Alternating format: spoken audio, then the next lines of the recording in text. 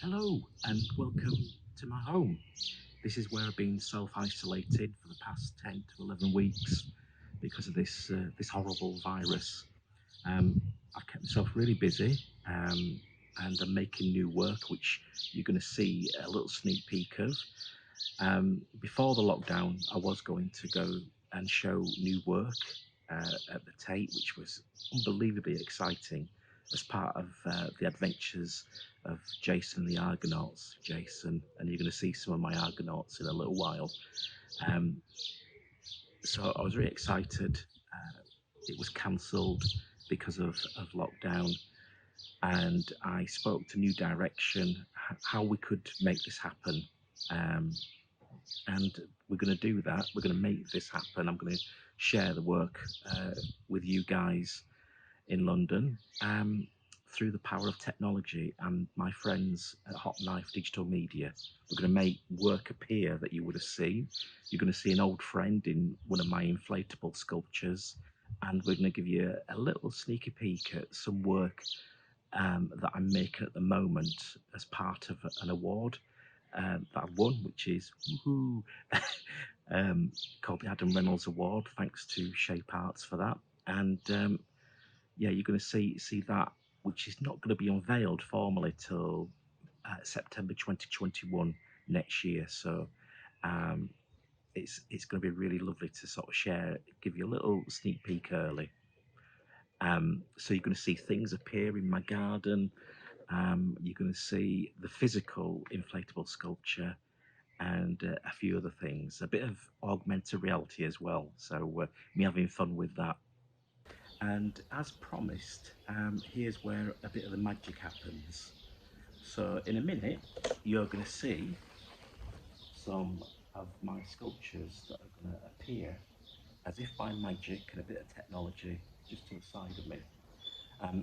These sculptures are called the Carby Totems, and I made them a couple of years ago on a year-long Arts Council England funded residency with two communities of adults with learning disabilities. So the male and female represent different aspects of that community, and there's the Corby Princess, who is a beautiful kind of celebratory character, and you've got the Corby Rocker, who's a bit of a hard nut, but it's got a heart of gold, and he represents all these incredible people that I've worked with, and the stories that they told me, the fact that they wanted to be pop stars, the fact that they wanted to be, on X Factor and a member of Oasis. That was one of the stories. Going to discos, doing the things everybody enjoys in their daily lives, but they saw it as being a little bit of magic. So I tried to create work which kind of represented a bit of that magic. Um, on the surface of the sculptures, you'll see that there's lots of decoration which represent my condition. So I've taken the cells of that condition and blown them up, which is pretty relevant at the moment, given all the things that we're experiencing with little bugs and all manner of horrible things. But what I've tried to do is turn it on its head a little bit and say, well, this thing's affected me, but I'm going to make them into beautiful decoration. So first we have um, the Corby Princess, and she's like an amazingly positive woman who happens to have a learning disability, um, which was a really difficult thing to show in a piece of art. But I didn't work too much because I wanted the personality and the people, because um, the more that I got to know these groups, it wasn't about them being disabled like myself. It was about them, being Claire or Angela or Beverly or Michelle, or Jennifer. It was um, all these wonderful, sort of strong characters, strong women, and I wanted to kind of celebrate that. So there she is, and I was very proud of her. She's been all over the place, along with her brother, the Corby Rocker, and She always has amazing reactions whenever I put her on display. And as I said earlier on, she would have been going to the tape with the Carby rocker, if it wasn't for this horrible thing that we're going through. But at least I can share you the work as it is and be really positive about it. Next we have the Carby rocker, who is, I think, pretty self-explanatory. He's based on lots of people that I've met, but primarily there's a guy called Anthony based in Carby. Anthony and David and Paul and Alan, amazing people that kind of represent all about life, really. They represent all that's good in life, and they wanted to be part of a band. They wanted to show themselves singing and doing all the things that we take for granted. So the rocker's a bit. He really is. He's got the old Kiss tongue. He's got the Elvis quiff. He's got the cloak on the back, which all add up to him being a bit of a geezer, a bit of a rocker.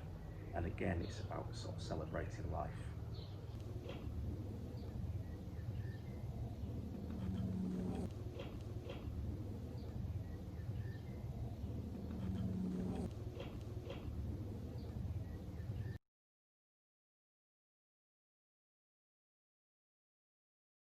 So this shows me in my garden at home, self-isolating, testing out the augmented reality experience, which myself and Hot Knife Digital Media have created for the Folkestone Triennial sculpture that is being made as we speak. It's being built and will be unveiled next year.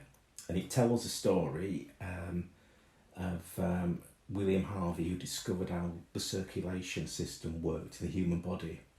And that was before COVID-19 happened. So when I started making the work, I think some of that kind of fear and hope and all those emotions went into the work. And this idea of the beating heart became more and more important, because there's nothing more representative or symbolic of life than a beating heart thudding away, because it reminds you that you're still alive. On the floor is all the stuff, the artwork that went into creating the sculpture. So you're getting a little sneak peek here, because it won't be seen until September 2021.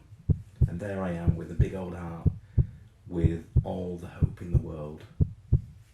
And that's not too bad, is it?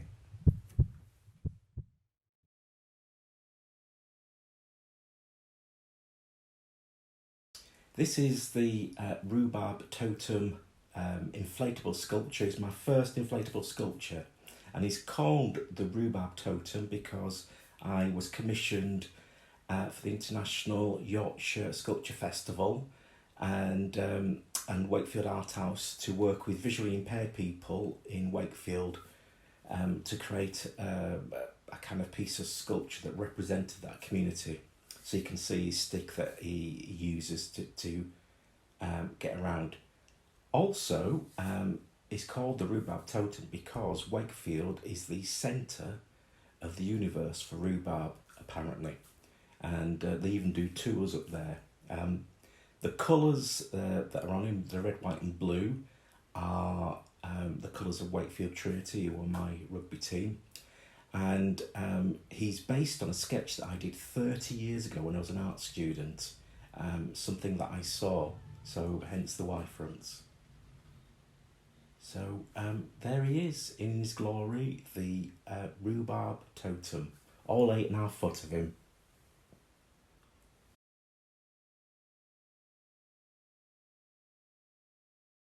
And this is the Jason the Argonauts inflatable sculpture. And there you can see the character of Jason riding atop the famous golden fleece although he's still wearing it. And he's not got a wheelchair, this character, so he's getting around on a mythological sheep like you do.